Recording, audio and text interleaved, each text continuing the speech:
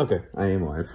All right, so if you look here, I've waited a few minutes and both of these are dry. And I also realized since I'm doing a gradient here, I could count what I did. I just counted 1, 2, 3, 4, 5, and I marked 5 really lightly. And then I went 4, 3, 2, 1, and then I marked a 1, 1, 2, 3, 4, 5, marked a 5, and went back down to 1. So I'm just painting all the ones at the same time. So it's a little more efficient of a process. Also, when you peel this tape off, always peel on it. See this, the angle compared to the angle that I'm pulling from? It's kind of a, almost a 45 or a 90 in between there. Make sure you pull that. If you pull too quickly, you'll rip some of the illustration board. So next thing I'm gonna do, the reason I wanted to show you this is, I'm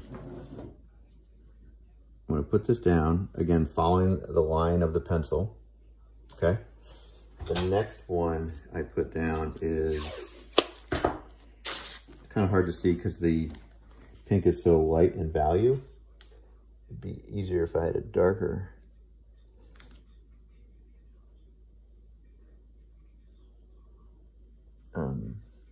Tape, but whatever. So what I did, I don't know if you can see this in the video, but what I did is there's a little sliver of this paint left there. And so when I put the next layer on, it's just gonna cover that little sliver. So I'm just gonna do that on all 4 of them, or 3 of them. Oh wait, I have to cover the paint. You have to like look really closely. Sometimes you can push the paint up or the tape up. And then another thing too, you want to kind of burnish. You can run your finger down it. You burnish the tape so it doesn't bleed under the tape and suck, like create a vacuum and suck underneath and come out the other side. You're going to probably see that quite often in the beginning when you're starting this project. And then you're going to get a little better at it.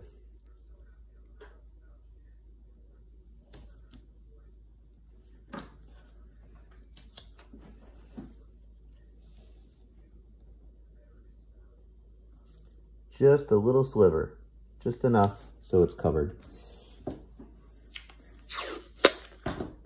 And notice I'm just ripping this to salvage.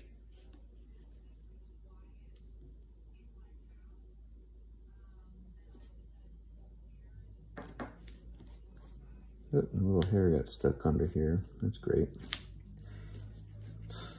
Seriously?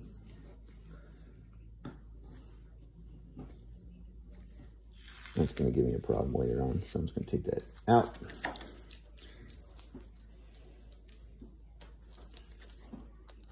And tape back over. Okay, now that I have my number 2s ready, clean my brush again. Make sure you squeeze it to get all the water out of the brush itself, the hairs. Grab your number 2 value, and all I'm doing is just putting a little bit on there. Don't jam the brush in. You want to utilize this as much as you can. You'd be surprised on how far this will go. And notice that I'm kind of jamming the brush into the corners to make sure that I'm covering the entire area. And then after that, I'm just going to pull down so it's even. Do it here. And then just pull down. Pull up. Do it again. Pull down.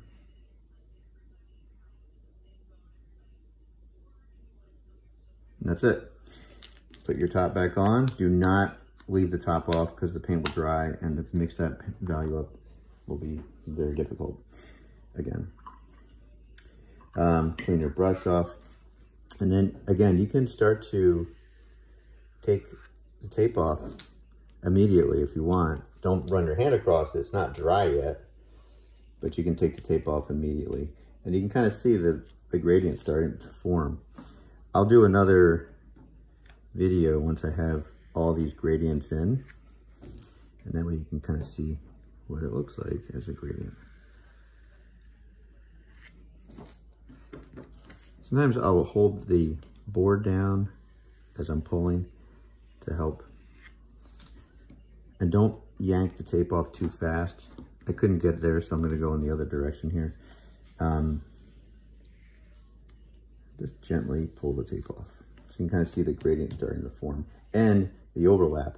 And because I burnished the edges, nothing sucked underneath.